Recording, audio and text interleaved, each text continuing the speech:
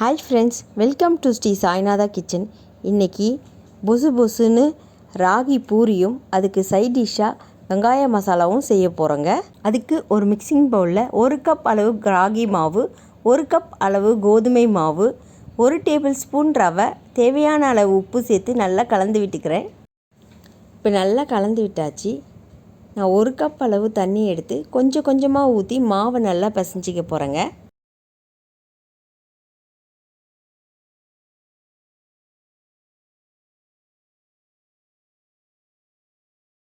இப்போ மாவு நல்லா பிசைஞ்சாச்சு. இப்போ தட்டு போட்டு மூடி ஓரம் வச்சிடுறேன். இதுக்கு சைட் டிஷ்ஷாக வெங்காய மசாலா செய்ய போகிறேங்க.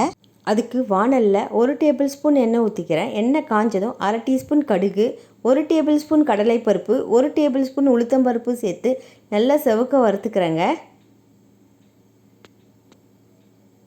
இப்போ உளுத்தம்பருப்பு நல்லா வறுபட்டாச்சு. இது கூடவே நீல வாக்கில் கட் பண்ணி வச்சுருக்கிற 2 வெங்காயம், நீல வாக்கில் கட் பண்ணி வச்சுருக்கிற 3 பச்சை மிளகாய், கொஞ்சமாக கருவேப்பிலையும் சேர்த்து நல்லா கலந்து விட்டுக்கிறேன்.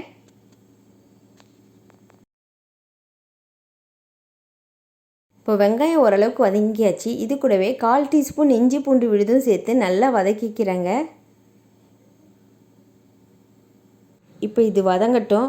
அதுக்குள்ளே ஒரு கிண்ணத்தில் 2 டேபிள் ஸ்பூன் கடலை மாவு சேர்த்துக்கிறேங்க. இப்போ கொஞ்சம் கொஞ்சமாக தண்ணி ஊற்றி கட்டி இல்லாமல் நல்லா கரைச்சிக்கலாம்.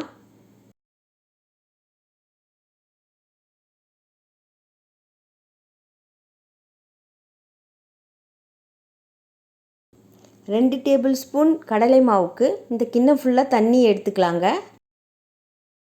இப்போது கட்டி இல்லாமல் நல்லா கரைச்சி வச்சாச்சு. வாணலில் வெங்காயமும் நல்லா வதங்கியாச்சுங்க. இப்போ நம்ம கரைச்சி வச்சுருக்கிற கடலை மாவை இதில் சேர்த்துக்கலாம். இப்போ கலந்து விட்டுக்கலாங்க. இப்போது இந்த மசாலாவுக்கு தேவையான அளவு உப்பு சேர்த்துக்கலாங்க. இப்போது கொஞ்சமாக தண்ணி சேர்த்துக்கலாங்க.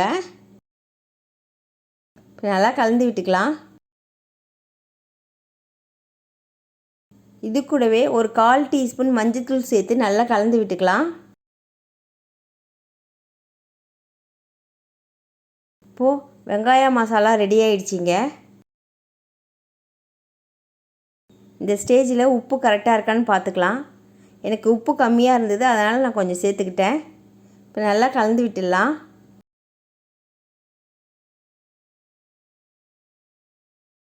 நம்மளுடைய வெங்காய மசாலா ரெடி ஆகிடுச்சிங்க. இப்போ கொஞ்சமாக கொத்தமல்லி இலையை தூவி நல்லா கலந்து விட்டுட்டு ஸ்டவ் ஆஃப் பண்ணிடலாம். இப்போது இந்த மசாலாவை கீழே இறக்கி ஓரமாக வச்சிடலாங்க. அடுத்து நம்ம பிசைஞ்சு வச்சுருக்கிற ராகி மாவை உருண்டைகளாக பிடிச்சிடலாம்.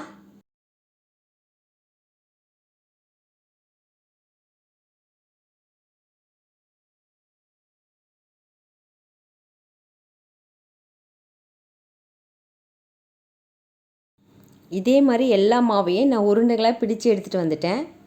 இப்போது பூரி திரட்டுற மணையில் மாவை எடுத்து ரவுண்டாக திரட்டிக்கலாம்.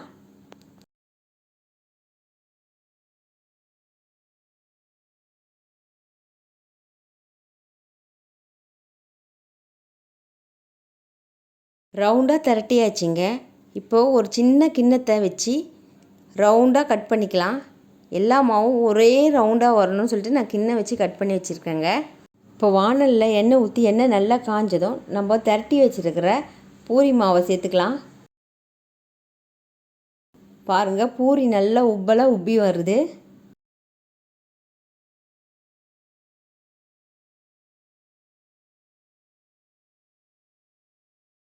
இப்போ இதை எடுத்து ஒரு தட்டில் வச்சுக்கிறேங்க.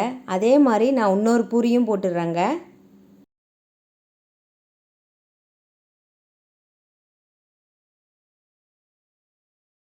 இதே மாதிரி எல்லா மாவுலேயும் நான் பூரியாக சுட்டு எடுத்துகிட்டு வந்துடுறேங்க. நம்மளுடைய சுவையான ராகி பூரியும் வெங்காய மசாலாவும் ரெடி ஆயிடுச்சுங்க. பாருங்கள் எவ்வளோ சாஃப்டாக இருக்குது, புஸ்ஸுன்னு இருக்குது, நல்லா சாஃப்டாகவும் இருக்குது. இந்த ராகி பூரியும் வெங்காய மசாலாவையும் நீங்கள் வீட்டில் ட்ரை பண்ணி பார்த்துட்டு எப்படி இருக்குன்னு கமெண்ட் செக்ஷனில் சொல்லுங்கள். நம்ம வீடியோவை சப்ஸ்கிரைப் பண்ணாதவங்க சப்ஸ்கிரைப் பண்ணிடுங்க. இந்த வீடியோ பிடிச்சிருந்தா லைக் பண்ணுங்கள், ஷேர் பண்ணுங்கள், சப்ஸ்கிரைப் பண்ணுங்கள், பக்கத்தில் இருக்க பெல் ஐக்கானை கிளிக் பண்ணிக்கிங்க. தேங்க்ஸ் ஃபார் வாட்சிங்.